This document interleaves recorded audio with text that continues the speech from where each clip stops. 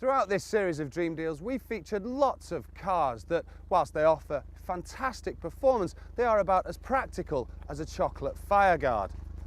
Well, not this week, because tonight we're going to show you a car that could not only win you the Traffic Lights Grand Prix, but also take you and all of your mates for a night out, or if you're like me, take the family shopping. So this week we're going to be taking a look at Honda's Accord Type R. This latest Accord was launched in 1998, and style-wise the Type R is subtly understated. There are of course the obligatory sports alloys and body skirts, but even those don't make much of an impact, and I'm sure that if it wasn't for the car's huge rear spoiler, you wouldn't be getting many admiring glances at all. If indeed admiring glances is what you think you'll get because of this ridiculous huge hunk of plastic on the rear, but the real key to the thrill of the Type R can only be found when you're on the move.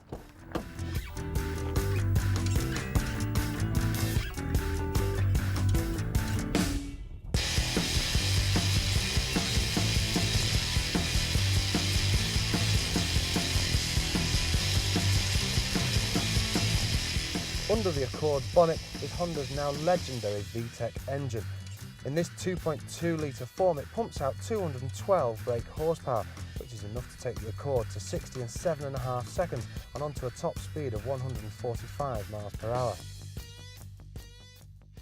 Now, driving the Accord can be a bit of a Jekyll and Hyde experience. One minute you're trickling along in the rush hour traffic, the next you're driving a road-going version of a Formula One car. Well, right, that's stretching the imagination, I know, but it has got definite and tangible links to its multi-millionaire Formula One cousins. And the reason for that change is the fantastic VTEC engine. Up to about 5,000 revs, it's brisk and nondescript, but go beyond 5,000 and it is an absolutely sensational engine. I can't stress this enough. It goes from a sedentary family saloon to a brutish, screaming sports car, but you have to drive it fast. And you have to drive it at high revs. I know we've said that before, but the engine is crying out to be driven hard. You just look silly when you're driving along at high revs all the time.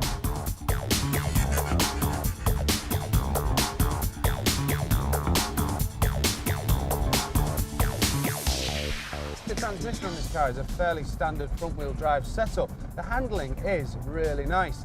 It's got a predictable and subtle amount of understeer, again what you'd expect.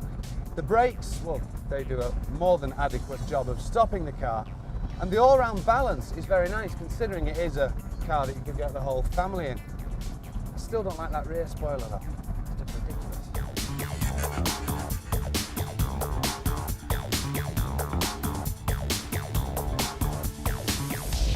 Now the interior of the Accord is a little disappointing to say the least. Well, it's not, it's very disappointing. It's dull and boring. Now, I know it's Japanese and they're not renowned for their designer look, but I just think with a car with a sporting prowess like this should have an interior that reflects that a little more. All of this black plastic, you know, a little bit of imitation carbon fibre or aluminium would go a long way to just make it a little more interesting, but I suppose you're paying for what you get.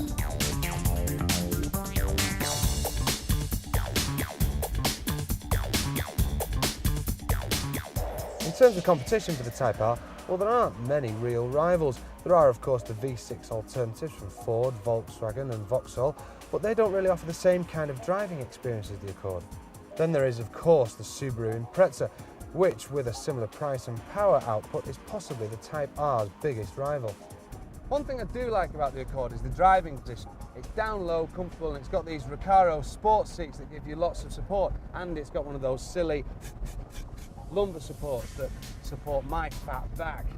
Now, considering this car's got the best part of 220 brake horsepower, you don't feel like you're in a performance car. Some of that's down to the interior, but it's also down to the ride and the suspension. It's slightly firmer than the regular Accord, but you still don't feel like you're in anything special. But that's part of the problem, the identity crisis that is this car. It's trying to be a family saloon, but also this great brute of a sports car. And, you know, that's the price you pay. If you want to get the kids in the back, it's going to have the ride of a saloon car.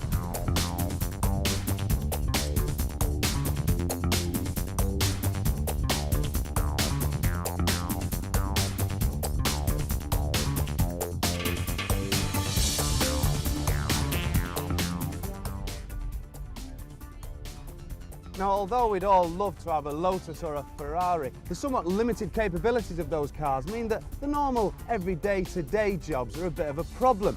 I mean, can you imagine putting all the shopping in a Lotus Elise or taking the family out in a Ferrari 360? No, me neither, although for obvious reasons we'd give it a go. But that's exactly what the Accord can do. And at only £21,500, what more could you want?